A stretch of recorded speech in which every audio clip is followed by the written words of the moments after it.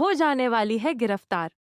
गिरफ्तार होते ही पुष्पा जी को अब यहाँ पर छुड़ाने के लिए आयरवर्धन सर के पास जाने वाली है अनु और कहने वाली है कि मुझे पूरा विश्वास है कि मेरी माँ ने ऐसा कुछ नहीं किया है। मेरी माँ ऐसा कर ही नहीं सकती है। वह गाड़ी उस रात किसने चलाई थी, इस बात का पता मैं लगाकर आपको जरूर बताऊंगी। और उस रात जब गायत्री मैम आई थी, तब मैं उनको मिलने के लिए वहां पर गई थी और मैंने देखा था कि गाड़ी लेकर मेरी माँ नहीं बल्कि एक आदमी आया था जिसने चश्मा लगा रखा था। उसका चेहरा मैं साफ देख नहीं पाई, लेकिन उस समय मेरी माँ जरूर नहीं उस गाड़ी में।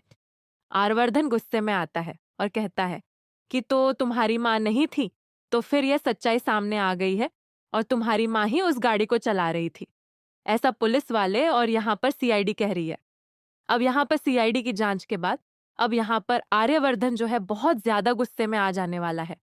आर्यवर्धन जो है अब यहाँ पर अनु की माँ को गिरफ्तार करवा देने वाला है और गिरफ्तार होते ही अनु की माँ जो है जेल चली जाएंगी। जेल में अब यहाँ पर पुष्पा जी के होते हुए अब यहाँ पर सब लोग मिलने के लिए उनसे जाएंगे, जहां पर सब लोग कहेंगे कि मुझे पूरा विश्वास है। अनु भी कहेगी और यहाँ पर उनकी पड़ोसन भी कहेंगी कि हमें पूरा विश्वास है। रजनी कहेगी कि हमें पूरा विश्वास है कि ये सब पुष्पा जी आपने किया ही नहीं है। अगर तुम करती पुष्पा, तो ये सारी सच्चाई हम लोगों को पता होती। तुम तो उस रात हम लोगों के साथ पार्टी में थी। हमारी किटी पार्टी चल रही थी।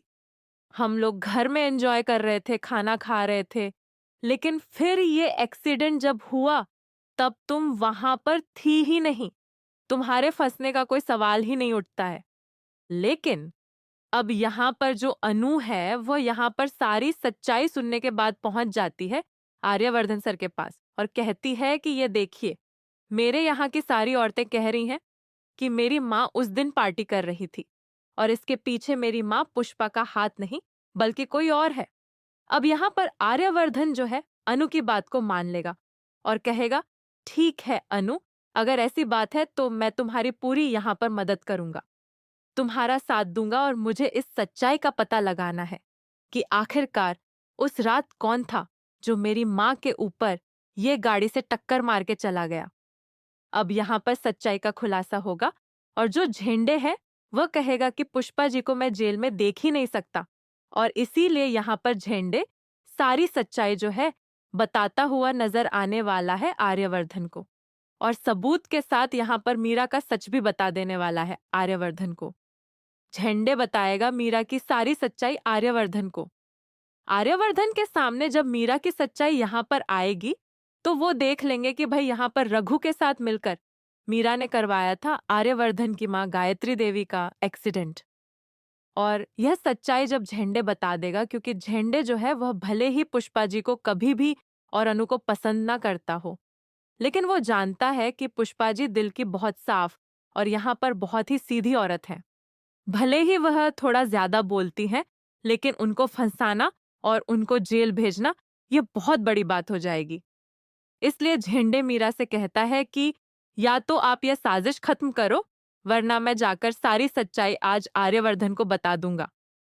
मीरा कहती है कि झेंडे आप ऐसा नहीं करेंगे, लेकिन तभी झेंडे वो फोन उठाता है और वो वीडियो ले जाकर दिखा देता है आर्यवर्धन को और कहता है कि ये वीडियो देखो आर्यवर्धन, जिसमें साफ साफ दिखाई पड़ रहा है कि मीरा और रघु ने मिलकर यहाँ पर मीरा ने रघु को पैसे दिए ये सारा कांड करने के लिए, आपकी माँ का एक्सीडेंट करने के लिए, ताकि आपको अनु से दूर किया जा सके और उनकी माँ पुष्पा जी को फंसाया जा सके। मीरा यहाँ पे ये सारी चीजें देखती है और मीरा दंग रह जाती है कि अगर आर्यवर्धन सर के सामने आज सच्चाई आ गई तो मेरा भांडा फूट जाएगा और फिर यहाँ पे जो होगा वो संभालने के अलग हो जाएगा। अब मीरा जो है वो झेंडी से कहती है कि प्लीज आप सच्चाई मत बताइए। अब झेंडी कहता है, मैंने सच्चाई बता दी, सर तुम्हें बुला रहे हैं।